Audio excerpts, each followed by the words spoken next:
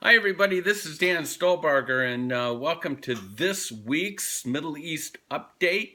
It's the end of March, so this is the week of March 31st. And make sure you go to our website at holygroundexplorations.com, click the blog button, and you will see the PDF PowerPoint that we've uploaded there. That we use sort of as a script for this YouTube video. So with that in mind, let's jump right into our headlines. Talk about Hamas and the Palestinian Authority. Last week we talked about the futility of Fatah and the PA, that there's no one really able to replace Abbas. Since we made that report, I found it interesting that Palestinian rival factions Fatah and Hamas have agreed last week to form a unity government and to hold parliamentary elections within 6 months. This was reported on Monday. This has happened before, and it's always sort of fallen through the cracks or whatever, but because of what's really going on, I think we should keep our eye on this. And then, of course, we've got the issue with Turkey. Israeli statements have come out that basically warn Israelis with Passover coming up. A lot of Israelis take their vacations at that time, that they should remove Turkey as a destination. Sky News out of England has reported again on Monday that the Islamic State was planning or has plans to murder Jewish children in Turkey. Kindergarten schools, youth centers are on the group's target list. And should come as no surprise, that's the essence of terrorism, is to focus in on kids.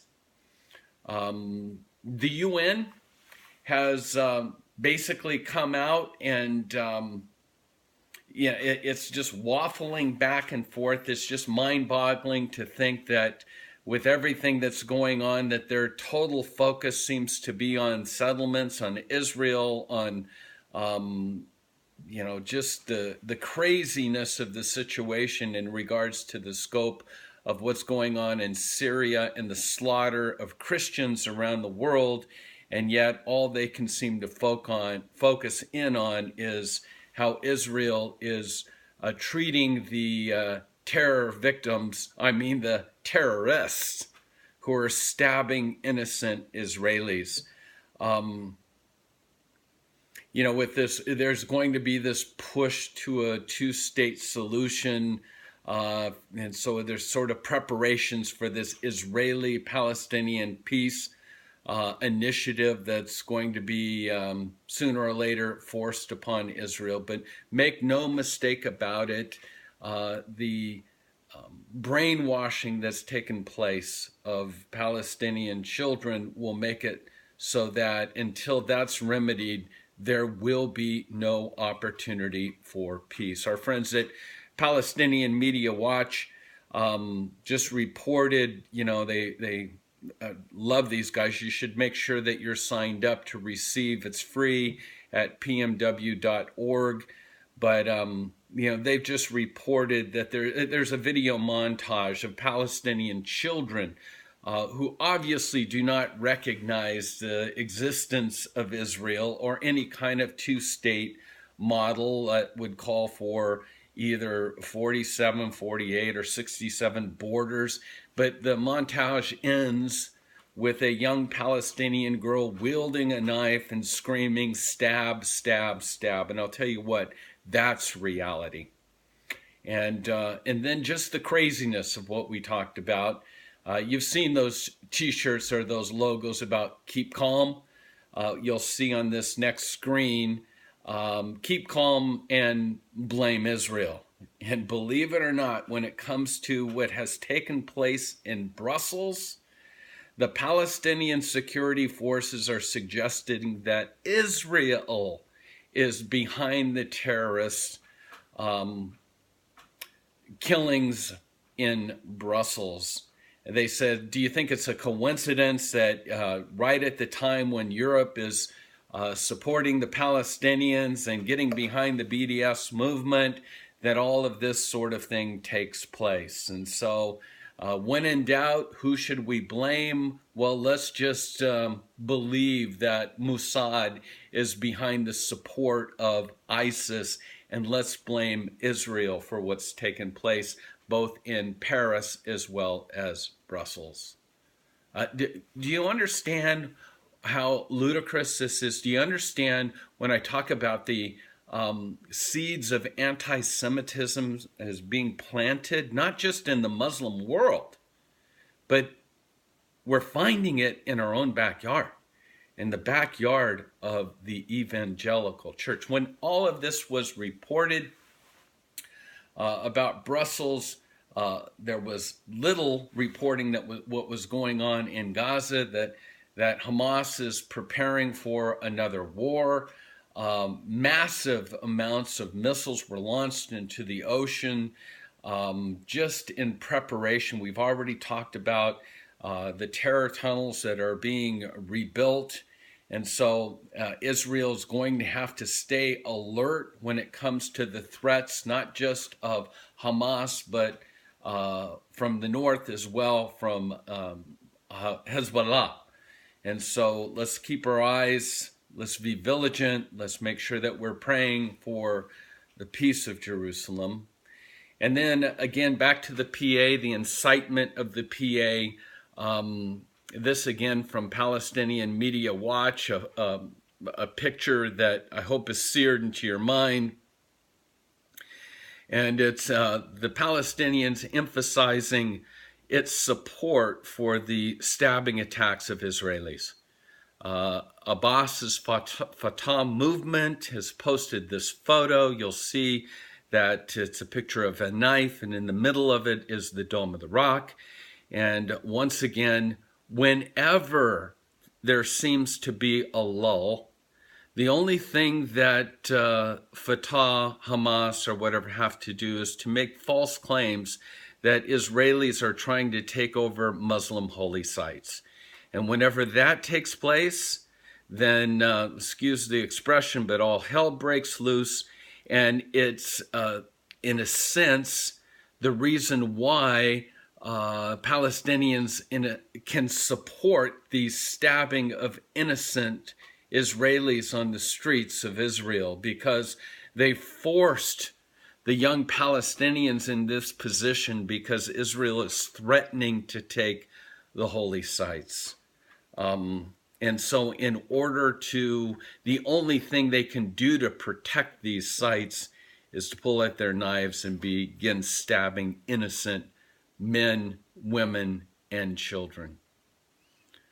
Open your eyes, man. Take a look around of what's taken place. In light of all that, we've dealt with the situation in Iran where they're launching their new ballistic missiles. They're making it clear, they're writing on the missiles that Israel needs to be wiped out. They need to make sure that these ballistic missiles, the payloads, can reach Israel. And the Ayatollah is thumbing his nose or his thumb in the eyes of the world, especially the UN. And people are starting to claim, well, are we going to do anything about it?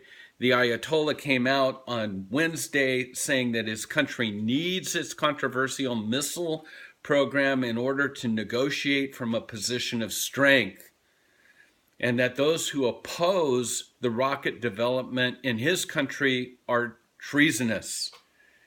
He went on to say that those that would say the future of the world is one of negotiation and not of missiles, if they say that out of ignorance, and they truly are ignorant, the reality is that if they say it out of knowingly, then it's treason. Because in so many words, Iran will not stop its missile program because it gives them the position of strength. Not sitting down with Obama, not negotiations. Rockets, missiles, nuclear weapons. That's the direction they're going in. With all that in mind, when we look at all the different borders, north, south, east, and west, maybe not so much the west, although we can say that Gaza is on the west, Israel's being threatened on all sides. With that in mind, I felt it was interesting that there was a discovery in the Warsaw Ghetto area a couple weeks ago. There were 3 books of Esther, the scrolls of Esther, that are always read on Purim, that were found in the Warsaw Ghetto after a wall of an old building in the ghetto collapsed. And researchers at the Shem Olam Institute, also known as the Faith and Holocaust Institute for Educational Documentation and Research, they made the discovery of these scrolls. One was basically destroyed, but the other 2, as you can see in the pictures, are truly in incredible shape. They were transferred to a storage archive. And then I love this quote from Rabbi Avraham Krieger, the head of Shem Olam. He said, quote, "The more we investigate the life of the Jews in the Warsaw Ghetto, we discover the courage and mental strength the Jews exhibited to keep their faith alive despite the grief and the threat of death that surrounded them from all directions. These scrolls, which relate the Jews' miraculous rescue from those who sought their destruction, survived the Nazi hell." Think about it. We just celebrated Purim, and that whole story could be written today. The threat of Persia, Iran, the desire of Haman, the Persians, the Iranians, the Ayatollah, to exterminate and wipe out the Jews. And yet for such a time as this, God raises up deliverers. The courage of those in the Holocaust to remember the scrolls of Esther when danger surrounded them, the Nazi hell. In the same way, the courage today of the Jews to stand facing threats from north, south, east, and west. And part of their deliverers that are being raised up, I believe, is the church. So let's take the position to stand and support Israel today, to pray that their eyes would be open to receive their Messiah, and that we would understand that God's not finished with Israel. He keeps covenant. His promises are everlasting. And, we don't just stop there because there are so many innocent people that are caught in the prisons of Islam that we pray that those prison doors would be opened as well, and that the prisoners would be set free.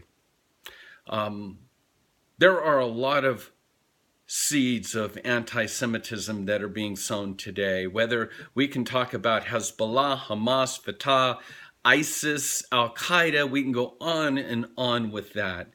And in the Muslim world, we know the one thing that unifies them is their hatred of Israel.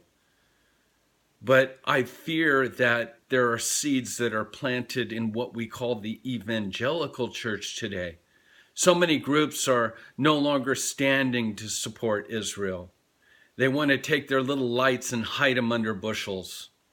So many groups are now canceling their trips to the Holy Land. We'd like your prayers at Holy Ground Explorations. We have a tour scheduled for June. We still need a handful of people to sign up for this. We think now more than ever, it's important for believers to stand with Israel in the land of Israel. So please, if you're interested, contact me at dan@hgkfir.com. And please pray for our ministry, Holy Ground Explorations. With that, may the Lord bless you and keep you, and may his face shine upon you. Shalom.